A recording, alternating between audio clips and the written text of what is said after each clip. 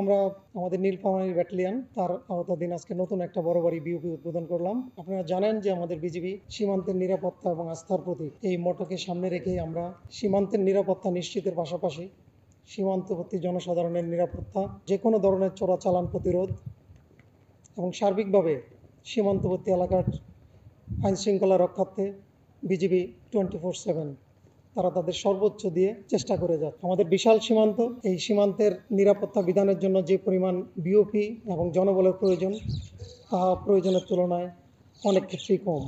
আজকে আমরা যে নতুন বিওপিটা উদ্বোধন করলাম, আমার বিশ্বাস এই বিওপি উদ্বোধনের মাধ্যমে আমাদের বিজিবির সক্ষমতা, বিশেষ করে 56 বিজিবি নীলফামারী ব্যাটালিয়নের সক্ষমতা অনেকটাই বৃদ্ধি পাবে এবং বর্ডারে আমাদের উপর যে অর্পিত দায়িত্ব, যে পবিত্র দায়িত্ব, সেই দায়িত্ব আমরা আগের চেয়ে আরও অনেক বেশি সুষ্ঠু এবং নিরাপত্তার সাথে পালন করতে সক্ষম হব। এ ব্যাপারে আপনাদের সকলের সহযোগিতা প্রয়োজন।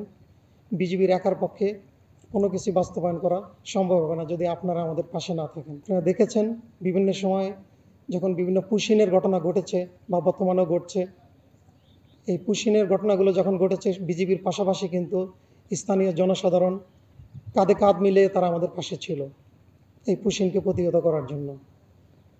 ঠিক একইভাবে সেখানে যেমন জনগণের পাশাপাশি আপনারাও ছিলেন আমাদের সাথে, আমরা আশা করব ভবিষ্যতে আপনাদের এই সহযোগিতা অব্যাহত থাকবে।